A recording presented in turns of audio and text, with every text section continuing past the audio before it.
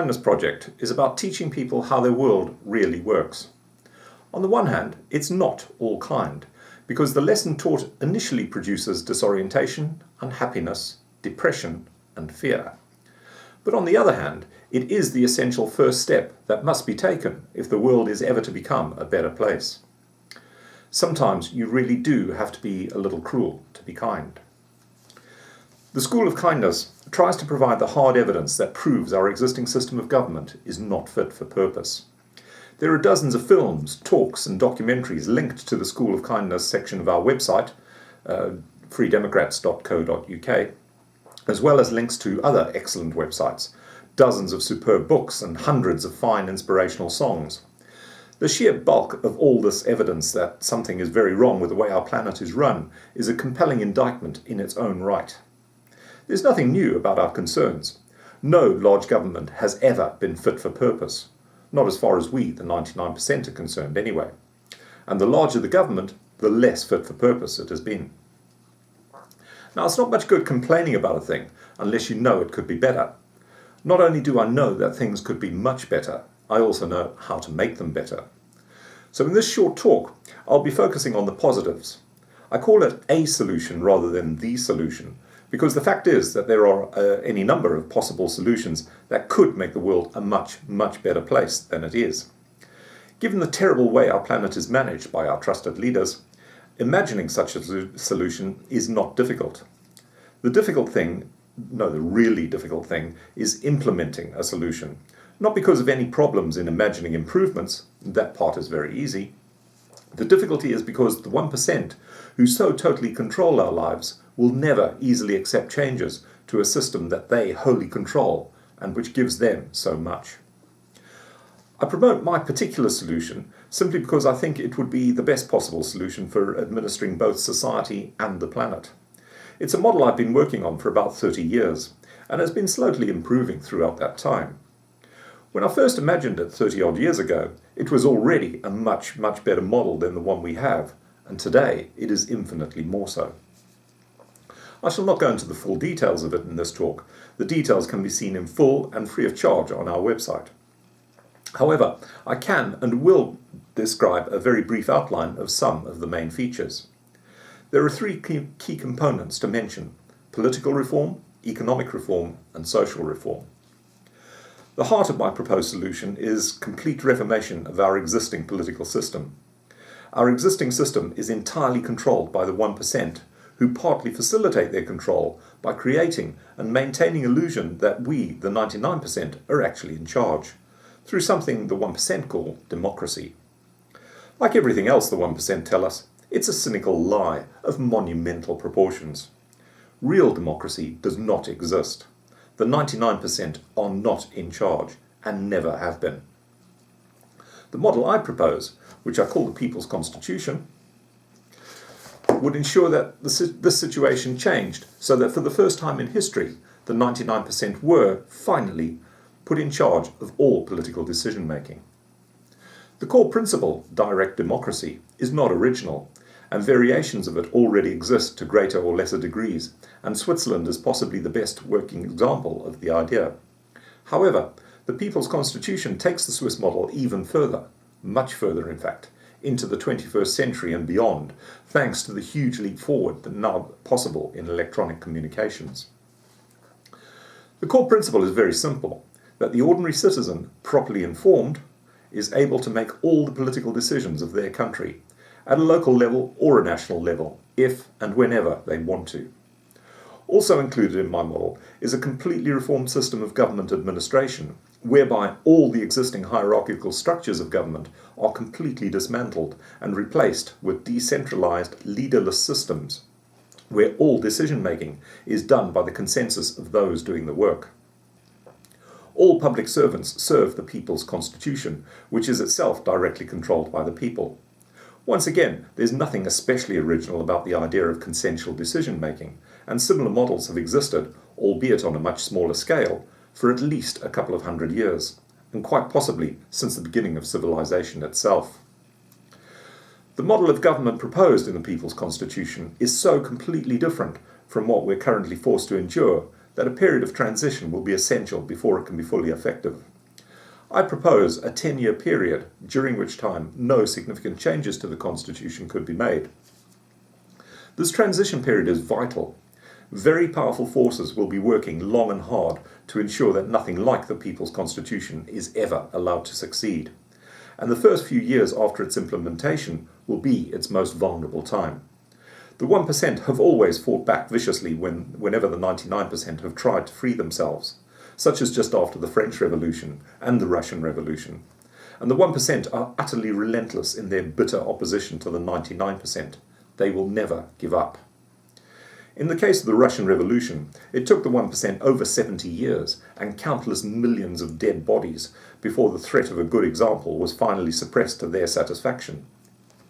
So the transition period will be needed not only to manage a smooth change from the existing hierarchical model of government to the new leaderless one, but also to buy a little time in order to re-educate the people enough to be able to take up the enormous responsibility they will assume once the transition period is over, a responsibility they will always need to exercise if the 1% are to be kept permanently at bay.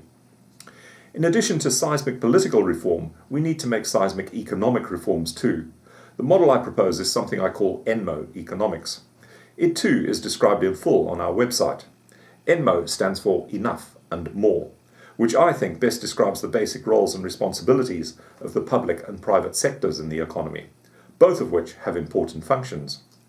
The public sector is required to ensure that everyone has enough of everything necessary to ensure they can live comfortable, secure, and happy lives, in exchange for supplying a modest amount of their labour working for public services, 20 hours a week, say, or by making tax payments.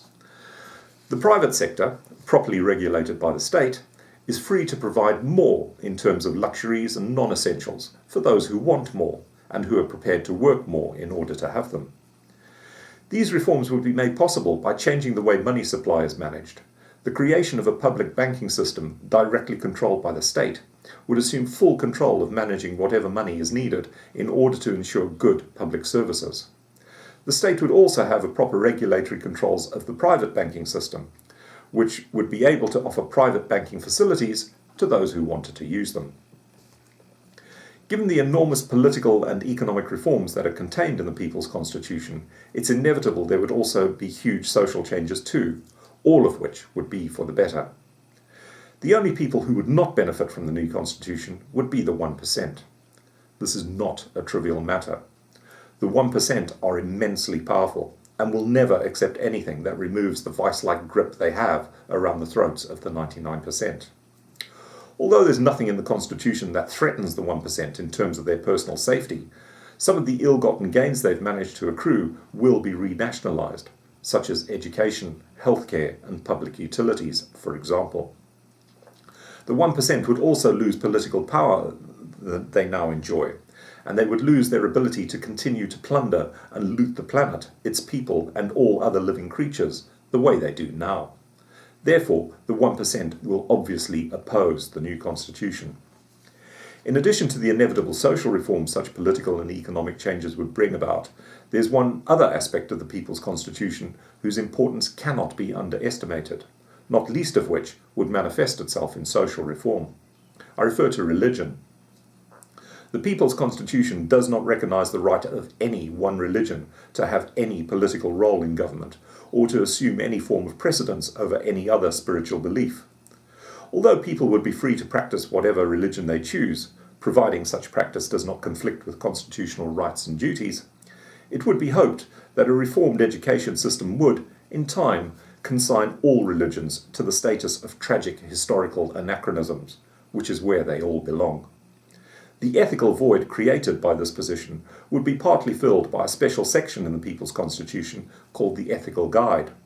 This is largely based on the ancient and very well-known principle called the Golden Rule, which states we should treat all living creatures as we would have other living creatures treat us in the same circumstances. Both the Constitution and the Ethical Guide contain provisions whose purpose is to ensure human beings assume greater responsibility for the long-term welfare of the planet. The 1%, being wholly obsessed and driven by nothing other than their own greed, have never had any interest in doing what's best to ensure the long-term future of our planet and its diverse ecosystems for future generations to enjoy. The changes proposed in the new Constitution and Ethical Guide would not only have a profound effect on our planet and its ecosystems, for the better, these changes would also have considerable social implications too. For example, the Ethical Guide recognises the immense problem of human overpopulation and proposes that women do not normally have more than 2 children. And Enmo Economics scraps the capitalist model of brainwashing people to be obsessed with constantly accumulating more and more of everything, and encourages people to learn to be content with having enough, to use their time in ways which are more useful and productive to them and society in general, such as furthering their education, for example, or taking up the arts and crafts, or doing sporting activities, or anything else they want to do with their time, rather than doing what they have to do, either in order to survive an increasingly brutal world, or in order to accumulate more useless things they'll never need, but which they've been brainwashed to desire.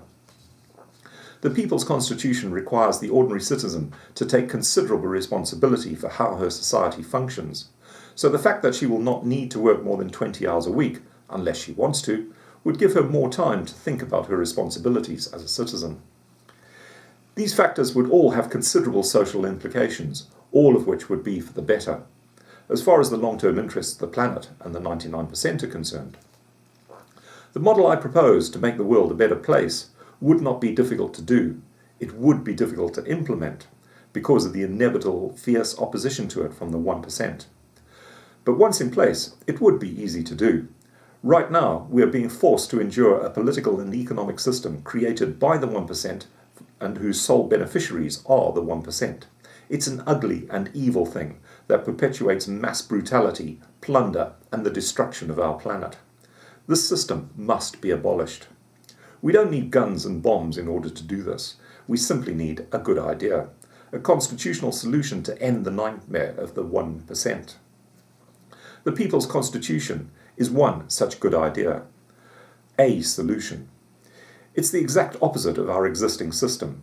At the moment, the planet is forced to endure brutality, plunder, and catastrophic environmental destruction. The People's Constitution offers kindness and humanity, sufficiency and security, and long-term environmental and ecological sustainability.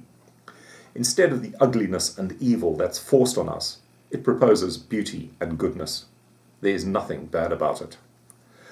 The School of Kindness project tries to re-educate people to realize the terrible situation our planet is in. A terrible situation that's the deliberate creation of the 1%. A terrible situation that only we, the 99%, can put right, because the 1% never will.